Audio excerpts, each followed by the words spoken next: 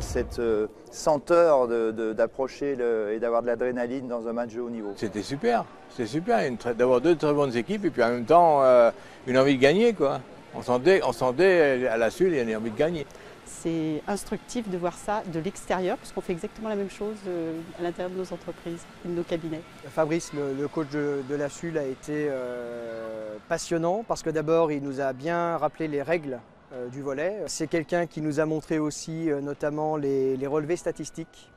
Ça c'était extrêmement intéressant parce que moi ça m'a fait penser à quoi? Bilan, compte de résultats, prévisionnel. Et je suis depuis longtemps persuadé que le monde de l'entreprise est proche de celui du sport. En tous les cas, les sportifs ont une capacité à s'insérer dans l'entreprise assez forte parce qu'il y a des objectifs, il y a de l'entraînement, du travail pour essayer d'atteindre des objectifs et toujours se dépasser et avancer. Et c'est ce qui se passe en sport, c'est ce qui se passe dans l'entreprise et on peut avoir des échecs. C'est malheureusement ce qui s'est passé ce soir pour l'équipe de la SUL qu'on était venu supporter. Mais ces échecs servent à grandir encore. Donc l'équipe va retravailler, va revoir ce qu'elle peut améliorer. Et il n'y a jamais rien de déshonorant à perdre contre plus grand. Dans une entreprise, c'est pareil, on peut avoir des appels d'offres. Il n'y a rien de déshonorant si on a tout mis sur la table, si toutes les équipes ont été mobilisées, ça fait grandir. On doit être, à mon avis, beaucoup plus réactif sur l'analyse, sur le retour des démarches, des offres que l'on a faites, pourquoi elles fonctionnent, pourquoi elles ne fonctionnent pas. Ils sont hyper réactifs, c'est une grande leçon de réactivité. Et du même coup, très réactifs dans qu'est-ce qu'ils doivent contre-proposer.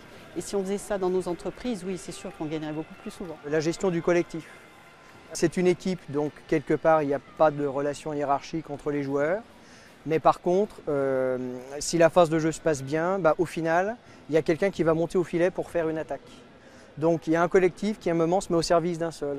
Et dans l'entreprise, c'est par exemple le commercial qui est chez ses clients. Derrière lui, il représente toute une entreprise.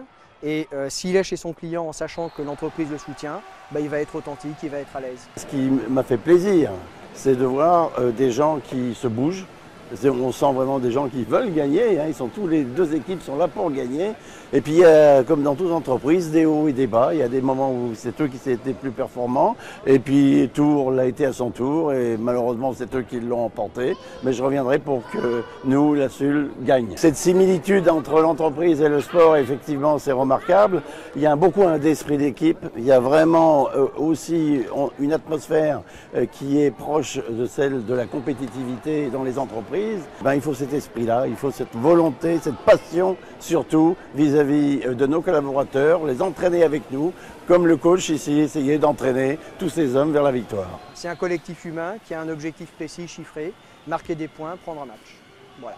Il ne faut surtout pas baisser les bras, il faut se remettre au travail et dès qu'il y aura une victoire, elle en appellera une autre, puis une troisième et il ne manque pas grand-chose en fait. Moi je trouve que c'était très positif, dans le sens, même dans la défaite, j'ai trouvé beaucoup de points positifs. Ils nous ont fait vivre des grands moments parce que au deuxième set, on voyait qu'ils ont pris le temps d'échanger et ils gagnaient quand ils prenaient le temps.